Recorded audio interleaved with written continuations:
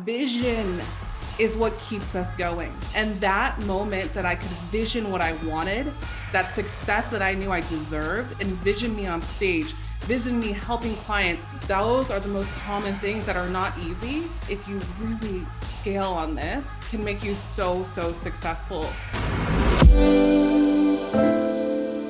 Much like you, I never sugarcoat. I never pull the punch. I actually love telling people how hard it's going to be.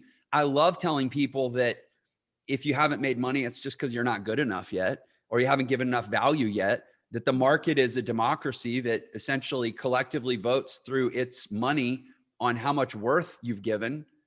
And if you don't have the money, it's because they voted against you, and that's not them, it's you. Like, I'll smack them with this stuff. So let's prep them. Let's go all the way. What's some of the stuff that someone maybe, can expect? Like, what are some really, really like gnarly things you've dealt with? When I was growing the business, right? Yeah. I mean, since you started getting, let's generically call it all the haters. Like, what's that like in some detail? Let's paint the color for people. I think you're always going to get people that challenge you, right? Mm-hmm. Why are you an expert to tell me how I should date? Why are you an expert to tell me how I should be picking better women? Why are you an expert to tell me how to better my relationship, right? So you'll always get people that are going to challenge you. Like, who are you to give me advice on how to be an entrepreneur and start my business, right? Just because you own multi-million-dollar business doesn't mean anything, So you're going to get people that challenge you in that way. So I think the one right there, what helped me is just seeing them with empathy. Like, I feel sorry for people like that sometimes. Like, when they say that, I'm like, gosh, your life has to be really tough, or like mentally, whatever is going on in there has to be really tough for you to think of it like this when you can't see the past, that I'm just here to help you, right? And there's a wall up. I think that's one. Two is the discipline, right? Like, the discipline is the most important thing of it all, right? I never growing up took no for an answer, never. And I think that actually helps me be successful in business, right? It helps me be really successful in business as well, because of the fact that I never took no. I literally was like, I'm going to do this. Once I had my mind, I need to know YouTube. I would stay up until 3 a.m. studying YouTube. I studied SEO, Neil Patel, Brian, I forgot his last name because it's been so long ago. I think, I can't remember his name, but they're like experts in SEO, right? And I got to know who they were, read all their blogs, spent countless hours. It's discipline. Like, it's not fun. It's not fun because you just want to reap the rewards. But here's the thing is where a lot of people miss out on is they make excuses because they think that they don't have time, which is complete BS. Right? You can always make time. This is the freedom of what we are as humans. It's just really about your perspective. And then another thing is shifting your perspective around any type of money idea that you have, money issue or false beliefs, limiting beliefs. How do you see yourself? And I also think one biggest thing that helped me was visioning what I wanted, right? Like, when you're at that point of building your business, it's really hard to be motivated. It's really hard to stay motivated, to be honest. And, I think the biggest thing is continuing to vision yourself. On stage, what I did is I visioned myself all the time on top of a stage, people cheering. I saw numbers of subscribers, money in my bank account. This is how I visioned. And then also too, I made sure I stuck to a routine, working out, eating healthy, not drinking late at night. And then when I really wanted that last glass of wine that I knew would give me a hangover tomorrow, right? I would ask myself, is this wine more important than building your business? And that's how I started to challenge my mindset, because our brain is wired to do whatever our mind tells us to do. So it's literally, our mind is a muscle. And as humans, we have to continuously, until the day we die, work on our mindset and do the right things. We're going to fall. But it's literally, here's the thing. It's, I'd love to say this. Helen Keller was once asked, what on earth would be worse than being born blind? And she said, it would be so much worse to be born without sight, but no vision. And so here's the thing is, vision is what keeps us going. And that moment that I could vision what I wanted, that success that I knew I deserved, envisioned me on stage, visioned me helping clients, taking free clients in the beginning, not putting my ego down, because guess what? I was nobody at that time. Let me see who I can help offer my free services to, because my free services, they're actually paying me in return, because now I know what people want from me. And now I can branch it out online, right? So I think those are the most common things that are not easy, but also can, if you really scale on this, can make you so, so successful. And I can't preach this enough. You've got to niche down. Like, I see so many people getting stuck. Like, I know I've said this so many times. I just want to really like come across to people that are listening for entrepreneurship. You've got to niche down. You used to have like a pretty successful career in like banking or something, right? Oh yeah. Yeah. So let's fast forward a little bit. Okay. And I never went to college. I never went to college, not because it was choice, but really I wasn't a person that did good in school. I didn't really like school. I didn't like testing. I had test anxiety, very high test anxiety. And something happened to me when I was making a decision to go to college, which I was going to go to FIT in New York City. And my grandmother got really sick, and she was like a second mother to me. She got both of her legs amputated, and my mom was a single mom. And I had a decision to go to college or work nights so we can keep a roof over our heads and my mother's head and take care of my grandmother, because we didn't have any medical finances to help us. She couldn't get it into a nursing home. And also we didn't want to do that to her. So the doctor gave her about only 4 months to live after that happened. And we came together as a family, and we, helped her so much. And she ended up living 7 more years from 4 months. So within that, I went into banking because I felt like it was just the easiest thing I could do at the moment. So I applied, and I was good at sales, and I did that. So without a college degree, I started as what they call a customer service rep. Mm-hmm. And then from there, I went to an assistant manager at like 23, 24, 25. Then from there, I went to a branch manager at like 27.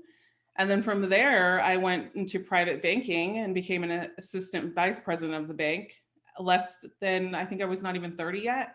And then at 30, 31, I was VP and worked in a high ranking position where everybody had to have a college degree, but I worked my way up. And I thought I made it. I was like, this is what success is, Mm-hmm. But something in me wasn't happy still.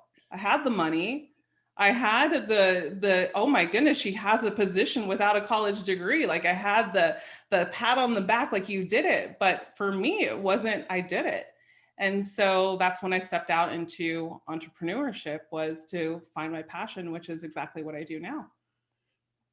So I know we're not going to get an answer right now, but anybody listening feel what she just said?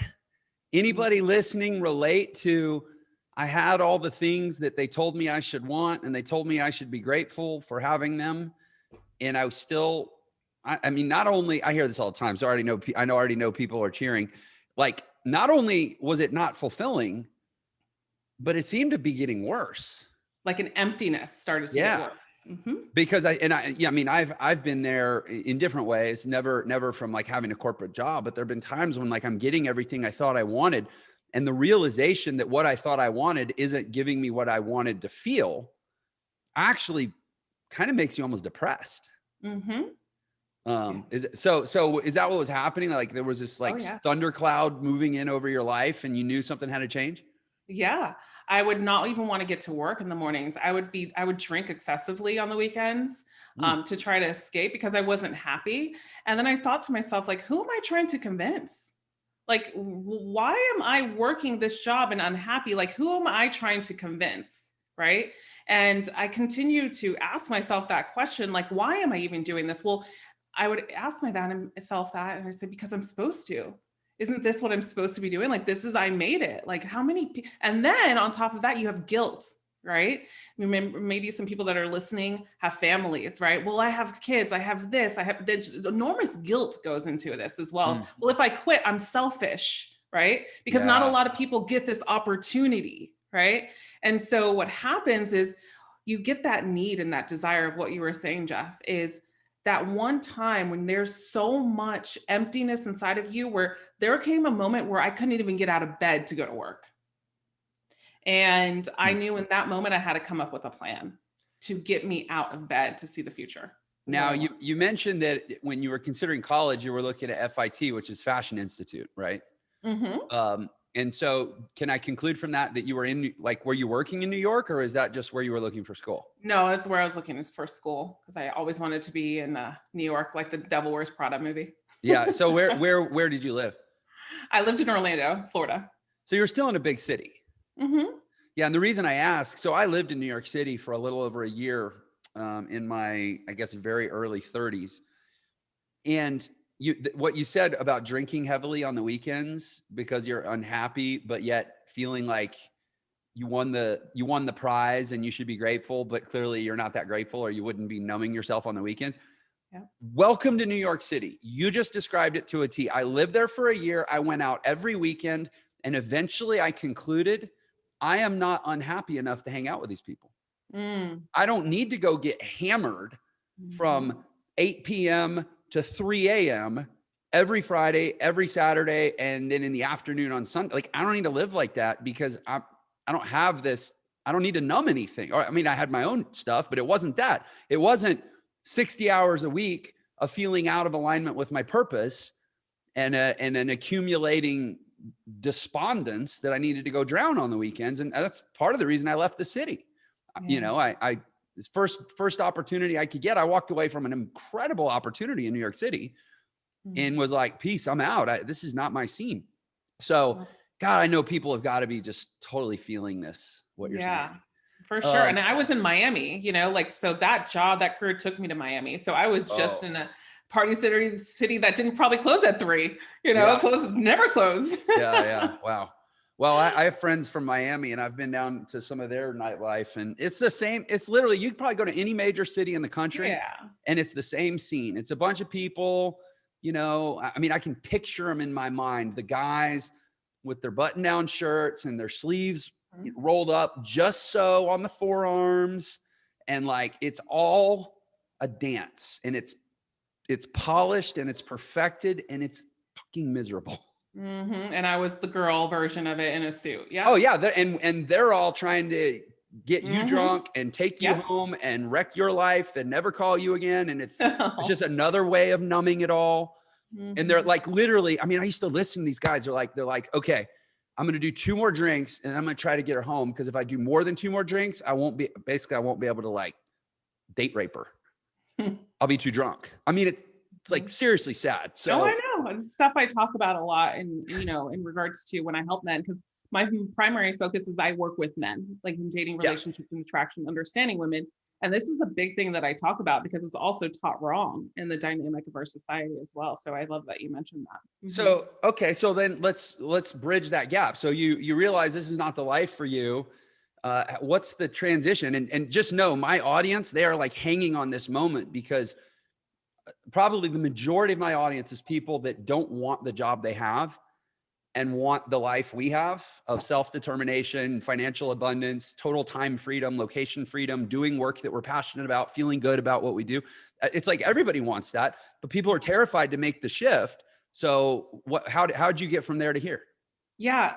So I'm not the person to say that this is going to be easy, right? Well, I'm the type of person, especially in my coaching practice, where I go into details about a lot of things. I'm not going to say, oh, this is how you do it, but I also give the steps in regards to why you should be doing this as well. So here's the thing with me is when I first started, I knew that I wanted to become an entrepreneur. I just had no idea what I wanted to do.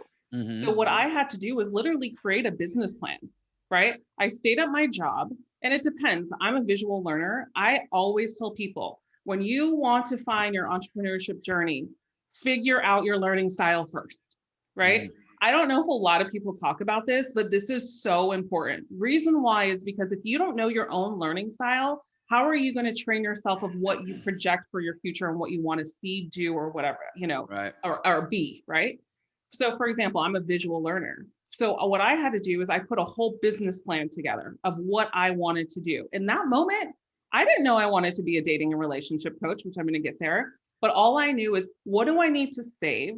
What type of business do I want to open? Who should I be looking at, right? In regards to who should I be modeling, right? We'll study the people in different industries see what they're doing online, look at their courses that they're developing, and see if there is a niche for you in it, right? And then I started thinking, okay, I started listening to entrepreneurial podcasts, I started listening to videos, and I heard a lot about turn your pain into your purpose, turn your mess into your message, right? Yeah. And I think that that is so, sometimes it can sound so cliche because everybody says it, but it's so real, right? And so I really had to dive deep, and I always wanted to do something in the love and relationship realm and also in fashion, but in love and relationship, I was scared because I was like, who am I supposed to give relationship advice? Who am I to give love advice, right? So we have that, those inner thoughts that go through. And then I started studying people in the relationship advice niche, right? And what are they doing? Who do you want to emulate, right? Who do you want to be? And then from there, I had to really, and this is for the audience too, is like, I want you to think of maybe that one devastating thing in your life that you've been through, right? Maybe you had bankruptcy once, and now you're working towards success. Well, that feeling of being in bankruptcy could never, someone that has not been in bankruptcy before probably wouldn't be able to connect to their clients the way that you have, right? Or how about someone that was divorced and really suffered for years after a divorce? You can help people overcome their divorce or other ways of what you believe. So there's always something for you, right? So I always say this to clients too, is, and people that are looking for their passion, is start with your business plan. Look at what is, even though you feel like you're not probably an expert in something, but you still have a message to share. So what is that? And niche down on that. What we try to do is, but I can do it all. I can help marriages. I can do this. I can do attraction for men. I can help women manifest love and goo gaga and all this. But who was your primary niche, right? And then focus on the online industry. Learn the internet. This is so important, right? SEO, podcasts, YouTube. Start investing in the areas that you want to be, one at a time. I strongly always suggest YouTube.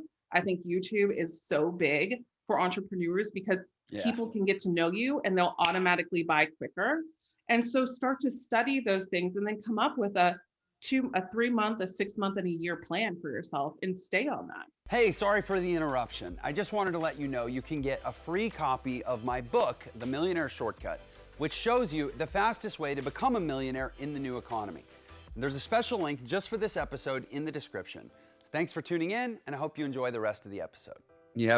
You literally have me instinctively pulling up my YouTube channel because I've been at an event for 5 days, and it's like probably the longest I've gone without checking my YouTube in like a year. And I'm like, ooh, I wonder how many subscribers I gained because she just brought it up.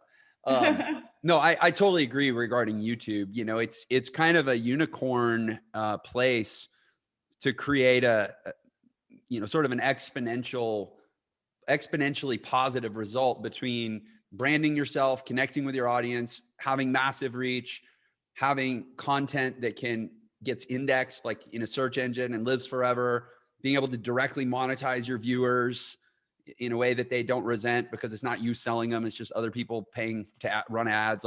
There's just, YouTube is a really special thing. So I'm glad you said that.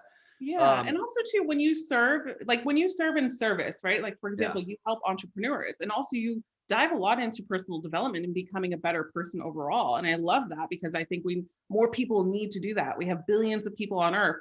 Not you or I can do that for everybody, right? So we need more people to help us and be like, I don't look at everybody as competition. I look at people as healthy competition because they're working with me, right? And so like when you serve in service to others, money starts chasing you. You never have to chase money. Like that's what changes. And that's what I want people to be ambitious, but also too, like we have to think about this too, is Princier says this all the time. And I love it because, he says there's no rewind button on life, right? There's absolutely no rewind button on life. We have to live and be present and live our dreams right now. For example, 6,000 years ago, the first language was created. 100 years ago, we had no airplanes. 50 years ago, we had no internet or cell phones. So everything that can be done has not even been done yet in our world. So there are ideas, there's still ideas that have to be made. There's still accomplishments that have to be made. And there's too many people waiting because it's hard to get out of that comfort zone, because what society tells us is you have to do what's right for your family. You have to do what's right for you. If you're making $40,000, $50,000 a year, or even $100,000 a year, then you should be thankful. And it actually makes our money relationship not healthy either.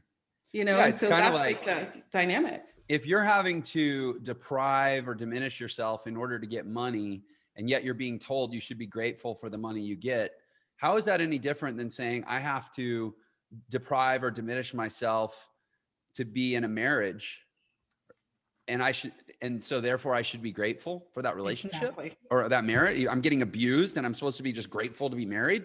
Exactly. A lot of people get abused to make a living. Yeah. And mentally, physically, emotionally. Yeah. Yeah. And I do not think you should be grateful for that. And I do not think you should endure it just because you have a wife or kids or a husband, or, you might have to endure it for a time while you strategize a different way, but just to resign yourself. I don't know. It sounds like a reason to drink all weekend. Okay. So keep us going on the story. So you make a business plan without quitting your job. By the way, I love that. Thank you. A lot of people in my world like, well, if I'm going to be an entrepreneur, don't I need to quit my job? No, I actually strongly suggest, you don't burn a boat until you know that the island you're on can support life. Right. Yeah, keep the story going though. Where does it go from there? Yeah. So I was ambitious. I mean, I was that person that was staying up till 2 a.m. studying stuff and going to work at 7 a.m. You've got to put in the time if you want the return. Like, I'm not the person that, and still to this day, like, I get work-life balance, but I also understand that if you want to leave a legacy also too, there's a different type of work ethic too that comes along with that. But I also do think having time for yourself is important. But in the beginning stages of building a business, you've got to be real with, I think you don't have that time. So it's about analyzing, where am I investing my time? What relationships are serving me that I need to actually, or not serving me that I need to not invest my time in? What are those weekends that I shouldn't be going out and actually doing things a lot differently? Maybe the times at work that you would stay until 7 p.m. Now you only stay till 5 o'clock because you got things to do after work. So from there, I started, like I said, studying YouTube. What is SEO? How do I rank on the first page of Google? And I would study all these things. And then also too, I would learn, okay, so I need to build, I don't have enough money to hire someone to build one funnel for me to create a lead magnet. So I also need to learn how to build a click funnel, right? A funnel that I know will be okay until I can make some money and grow my business and do things myself.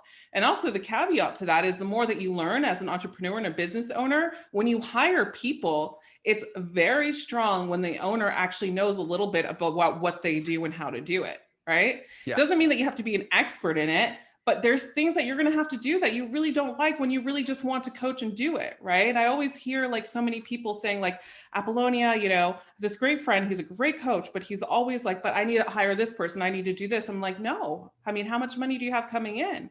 Why don't you take some time to learn this yourself first, bring in some more income, and then you can start hiring people for the right places. And then also too, when you get to that point, I think it's really important to, when you niche down and you study, like, where do you want to grow? I think, like I said, YouTube, look at YouTube experts that are doing it and sharing advice on how they grow their YouTube channel, get some constructive feedback, really niche down. And then from there, start thinking about what are the people that you want to start working with, right? So we can't work with everybody. We just can't all the time. Like, we can't. And so, for example, I niche down. I want to help men with attraction in life, dating, and relationships. That's it. Right. So once we niche down, then people understand your message more. And so your audience starts to grow because it's more streamlined, let's say on YouTube or even in Google. And also too, you get clear with the people that you want to help, and those people start coming to you. Right. So it's really about studying, investing your time in the right places and into better habits, and really just laser focus on your goals. So what year was it when you decided I need to do something different than this job? So we're in 2015. Okay. And 2016, 15. Yep. okay. And what year was it that you actually quit the job because you were ready? I think 8 months later, almost Okay. a So year. So 8 the same months, year, but 8 months later. 8 months of prep. Mhm. How long was it before that switch into entrepreneurship was paying you as much or more than you were making in the job? Yeah. So the bonus that I have on here, and I want to be honest with people, is 8 months of prep doesn't happen to everybody. It can be a year or 2 years. The Yeah. reason why it was 8 months of prep for me was because my boyfriend at the time, now husband, also had some knowledge about the online industry, right? Okay. So I also had that on my bucket when I met him, and it worked out perfectly for me, obviously. So I want to be, transparent about that, because I don't want to sell somebody a dream that's not 8 months. It doesn't work like that all the Right. time. And then from there, to be honest, even though my husband now knew exactly what it took to be in the online industry, he also knew the importance of letting me figure it out and fall on my face. Mhm. Right. So, and I'm blessed to say that now, because now I can say this is, it took me like 2 years, after a year and a half, a good 2 years, to build my business and start making money. Yeah. And the reason being is because my thing was, I couldn't niche down for the heck of me. I wanted to help everybody. I wanted to help women. I wanted to do this. And he kept telling me, you had to niche down. Why can't I just do it all? And that was the biggest thing that set me back, I think, too. And then just focusing more streamline on like educating myself, getting certifications, stuff like that. But other than that, I think it took me a good 2 years. But then once I studied, once I niched down, I'm at what, 500,000 subscribers, and I've only been on YouTube full, like actually doing it every day and being very, that's what I'm looking for, repetitive, Mhm. was about maybe 3 years now, not Okay. even. Well, and even that, I'll say for the audience purposes, that's amazing. I mean, you're doing amazing in 3 years. I've been doing YouTube consistently for probably 2 years. Admittedly, the first year I was a total disaster, had no strategy. I hadn't studied. I was just ignorance on fire, just puking out content with no direction. But still, and I'm roughly at 60,000 subs in 2 years. And it accelerates. I'll probably be at maybe 250,000 in another year, but I won't be at 500. I mean, I think it's really important what you said.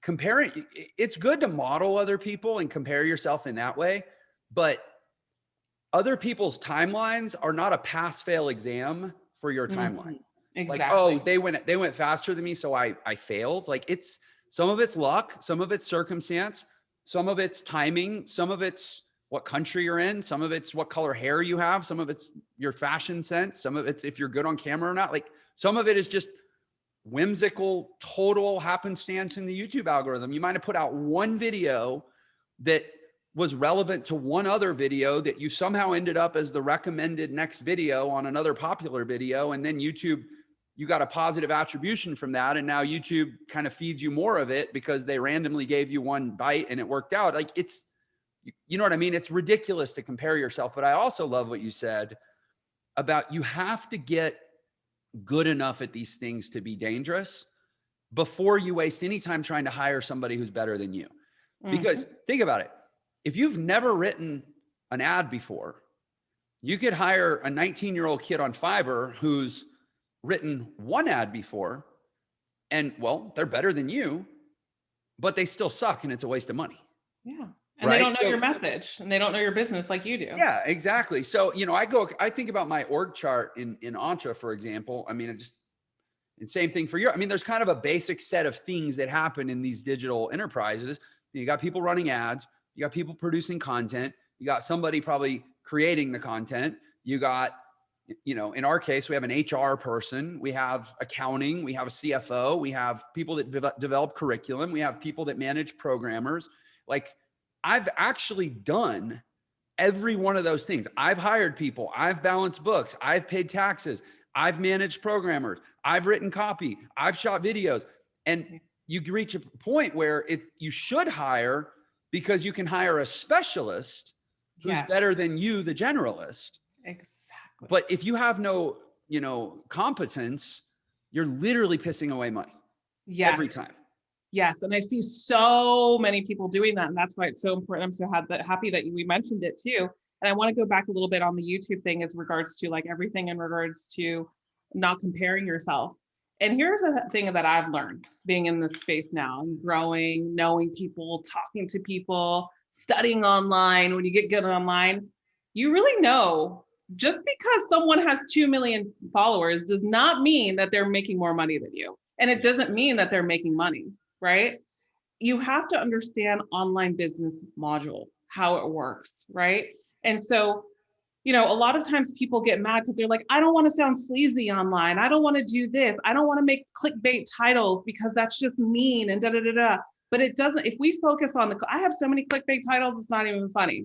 But when you listen to my video, my message inside is what counts, right? Mm-hmm. Because trust me, I've experienced YouTube and I don't want to make clickbait anymore. And honestly, I put together this amazing video that so many people need to hear, and it gets no traction. I only get like maybe 2,000 views out of a possible 50,000 of what I can get in the first 2 days, right? Right. And so people get mad at that, but then they don't understand behind it is this is what they ask for at the same time, because that's what makes them click, right? Right. So it's just understanding that. And also don't ever compare yourself, because some people, they know they can make money, but they also are okay where they are, or they're just because they have this many followers does not mean that they can make more money, because there's people that I know that only have 20, 30,000 followers and are making close to $300,000 to $500,000 a month, you know, and it's their program. How willing are the clientele to pay? What are they selling? How much free content do they give?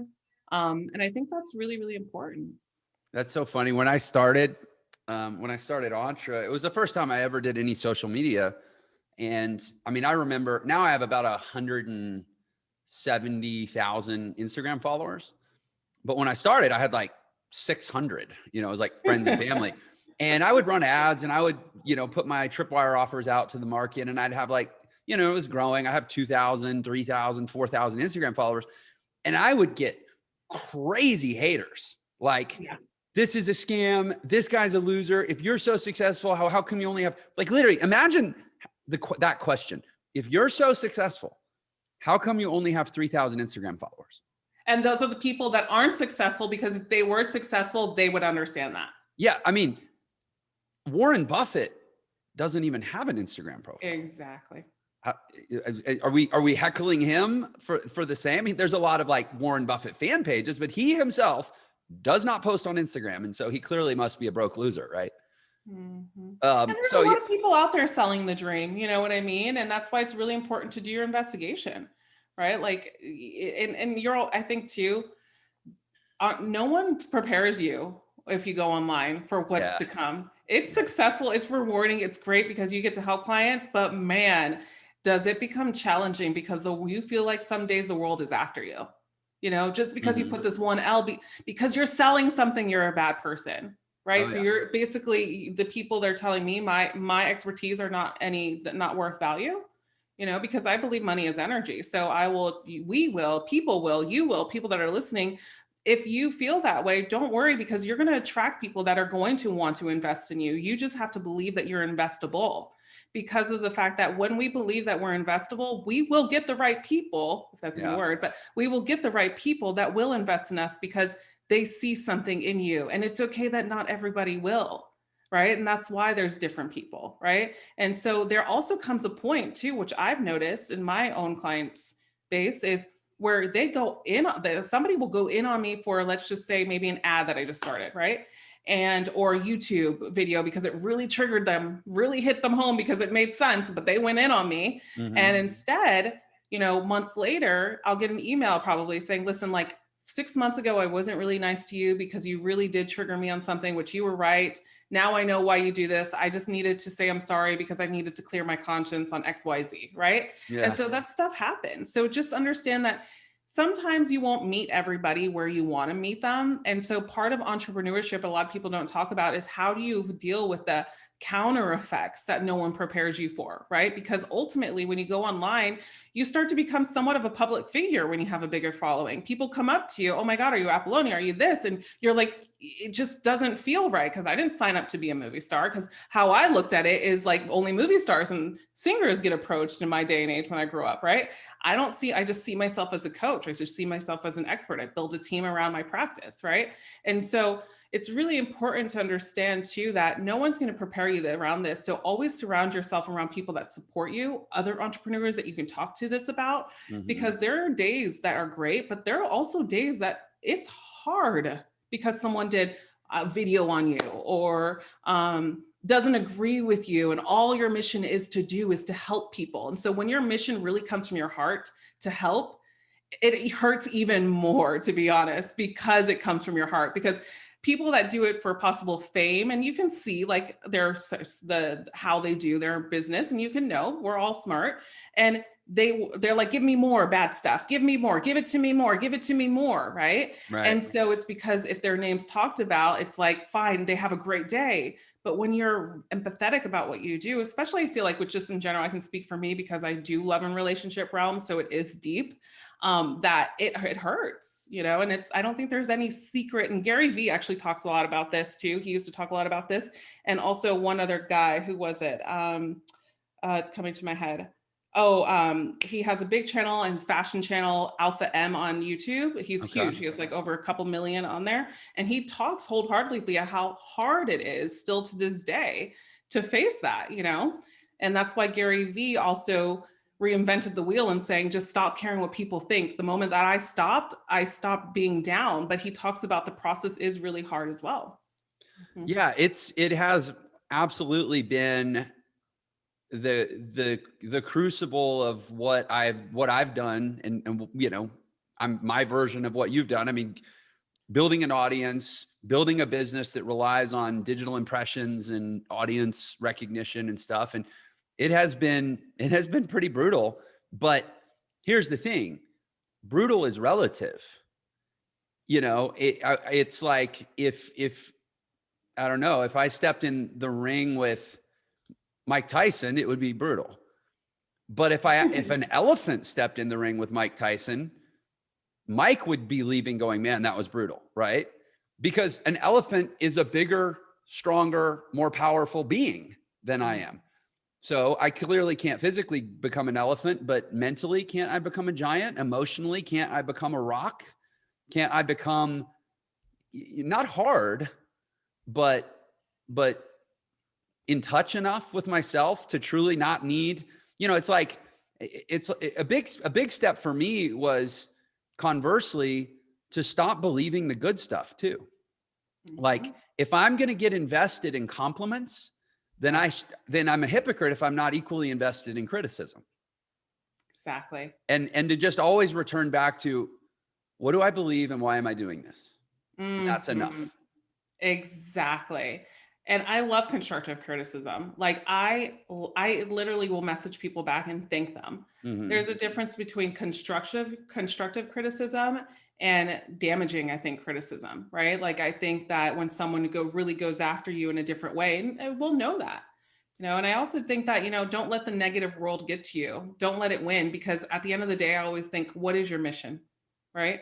Your mission is not to please everybody. The most loved people in the world, the top most famous people like Oprah, is also the most hated person too. I've been online basically since 2008. And I would say first 5 years, I was an affiliate marketer in an extremely narrow and specific niche.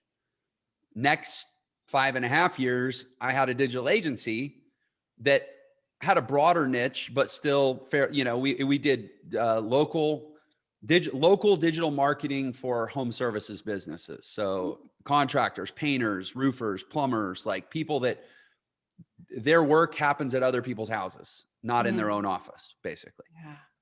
And just only in the last few years have I been able to go, okay, I'm gonna cast a pretty wide net. But even then, it's like, hey, how many people could benefit from learning digital entrepreneurship?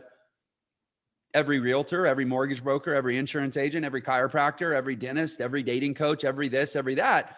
But I'm specifically intentionally focused right now on beginning entrepreneurs. Mm-hmm. And I'm willing, and I've been doing that now for 2.5, almost 3 years roughly.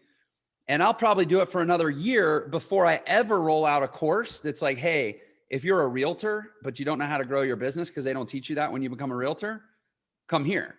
But I'll be 4 years in before I open up a new vertical, you know? Exactly. And so important. Know your clientele. Yeah. And I mean, that's 4 years, you know, I'll be 4 years in and a lot of revenue. And, you know, our company's about 200 people on staff now. Like you got to get pretty big before you go broad is my point. Exactly. Or you'll kill yourself. So I'm so glad you said that. Let me ask you this. Are you, in hindsight of your life and your experience now, are you grateful for all the negative attacking people online, or do you wish they didn't exist? You know, I'm grateful for it. I really am. And let me tell you why. I think that a lot of us, we get to a point in our life where we think that, you know, we think that criticism is bad because of the fact that that's the way that we're not used to it. We're used to our friends or family telling us something's nice, or maybe it triggers us because our family and friends never told us something nice, right? Mm-hmm. But as humans, I think, and also too, as you know, where we live, we have an option to change our narrative, right? And so I'm really thankful for it because I can also change the narrative, because critics keep us sharp. They keep us in the game. They keep us honest too. They keep me humble, right? So I'm thankful for them too. And then also critics are a part of our journey in entrepreneurship. They really are, right? You know, we can fit a mold and be happy being home. I can fit my mold. And as a woman, if I want to, or a man can do this too, but stay home and be with the kids, which part of it in entrepreneurship, I can do that eventually. But it's what I want to do. I have the freedom to do that, but I'm going to have critics. You should be staying home with the women, with people that are more. And when I think of that, I'm like, oh, it's just, he has more traditional beliefs. That's okay. Right. Maybe I should do a video around traditional beliefs. Now you change your narrative, right? And now you can like literally be sharp, because critics keep us sharp. So and you know, it's interesting.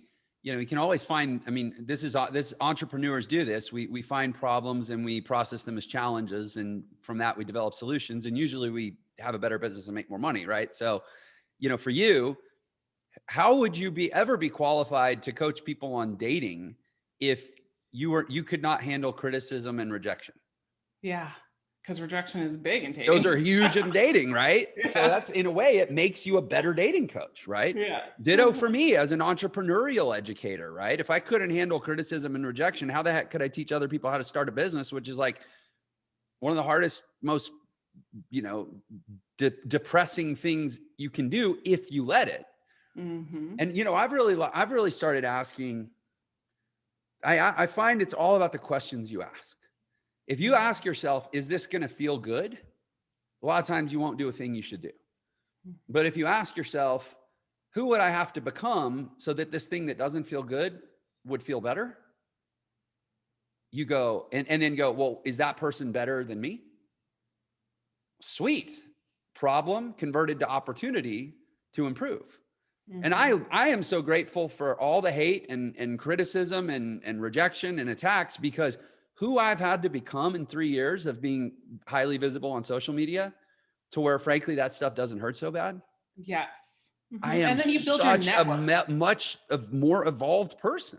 And then you build your network of people that support you too. And you're like, okay, if you think I'm crap, well then guess what? I mean, look at everything else I'm doing. Look at the people that support me. I'm on Forbes. I'm doing this. I am credible. So not saying that you need this to be, but at the same time, like, people are not going to see that if they don't want to, right? But it also feels good as an entrepreneur to have success in those areas, because you're doing this for a reason. So what's the reason at the end of the day, you know? And I also say it's okay to admire someone, understand that you're going to be different than them.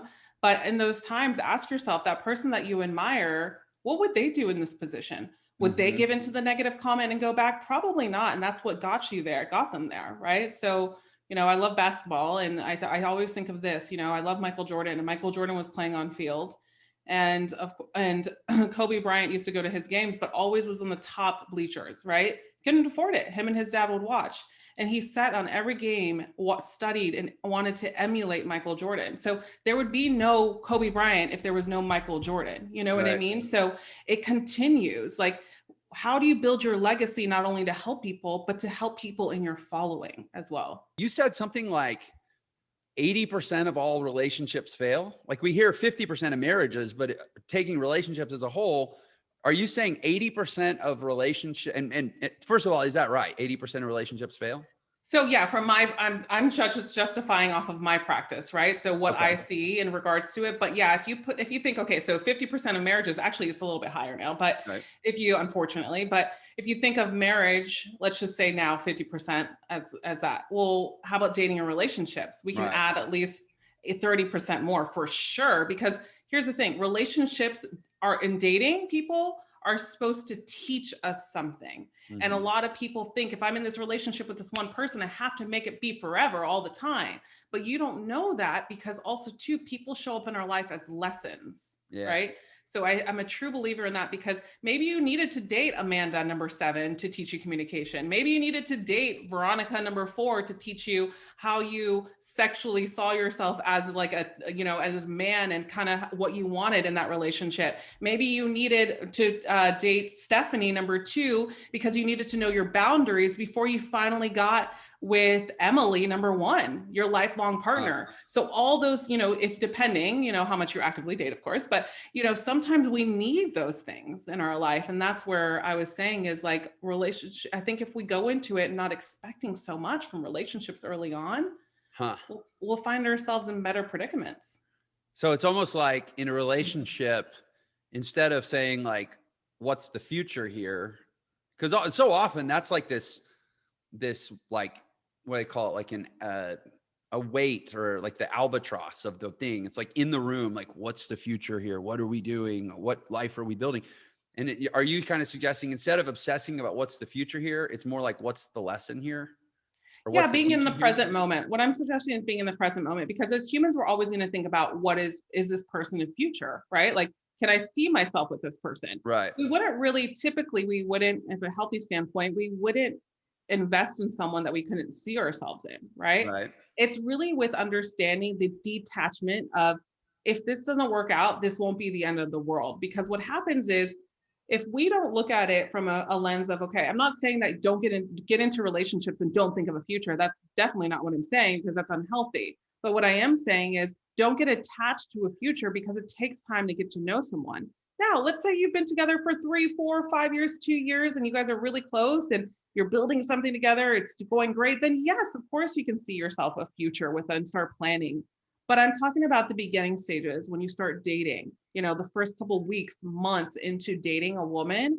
I think it's really important. And I want to say this too before everything, because I know you have a lot of men viewers, and this is something I preach a lot to my men clients, is the reason why I stepped into the space to help men is because I think there needs to be a woman that really gives men the truth, to be honest. I'm not biased because I'm a woman. Like, I'm not the woman that's going to say, send her flowers, like, do this, treat her like this. Like, I believe in respecting and treating women right. That's 1000%. I believe in chivalry. And because I also think that it gives a man like a way to feel really good about himself to an extent as well. So it's not that I go against, but what I do see is like mental health is on the rise for men. Suicide rate is on the high rise for men because of how aggressively they suicide. And I'm really big mental illness advocate, especially in the men's health way. And I also see that, I've listened to studies and stuff. And I noticed how the mind works when you suppress emotions.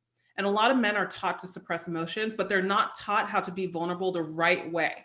So when they suppress, they be vulnerable and they become needy and they do it the wrong way, but they're not taught how to do it the right way, where they still have ownership and they can still believe that they're in their masculine presence, right? And there's a whole thing to that. But then also too, the biggest thing of my practice is understanding that men have to have standards for the women that they date. Because if you think about it, and I ask men all the time, as a woman, women that are listening to me, I hope they understand this too, is as women, we are taught when we're growing up, make sure you choose a good man, make sure he makes money, make sure he's safe, make sure he treats you right, make sure he doesn't hit you, make sure he does this. And it's literally drilled into us, as women, like, to choose a good man. But what's happening is a lot of times men aren't being drilled. Make sure you choose a good woman. Make sure you choose a woman that's going to appreciate you. Make sure you choose a woman that can be independent if you want her to be independent with you. Make sure you choose a woman that is kind, right? And that you can talk to, that you can communicate with. So no one's showing men like to have standards for the women that they date, because they think now going into it that I have to now perform so I can get this woman. And so then women can't connect because of the fact that a man is just trying to perform. I got to do. And then he's not being abundant in his own mind, and he's not living authentically because he's great and successful in his career, but probably not with women. And so the thing goes around and around, and it's this vicious cycle. So the two things in this is always men need to have standards for the women they date. Plain and simple, there's so many beautiful, attractive women that are single out there that are good women that are waiting for a man to pick them up. Right? Or not waiting, but would like a man to pick them up, right? But then there's so many men that are just settling for the first single attractive one that probably is not the best woman for them, maybe is very manipulative, maybe other things. Mm-hmm. And then second to that, we're not teaching men to really open up and show emotion and be vulnerable to connect with us, right? We're teaching them more to suppress emotions, man up, which I agree that there's a part of expressing emotions the right way, because you can push people away. And that's just it's a balance, I think, too. And that's why it's so important. That's what I do a lot in my practice. How can people come get more of what you were just sharing? Yeah, I think the easiest way is just Google Apollonia Ponti and everything will everything will come up. No matter how you spell it, it's still going to happen. So don't worry. But it's spelled Apollonia, the first name. And then my YouTube channel will come up. But if you just want to go directly to YouTube, it's just Apollonia Ponti, everything. Instagram, it's just my name. Podcast, you can just do everything on Google and it'll pop up. If you loved that episode, then you're definitely going to love this one.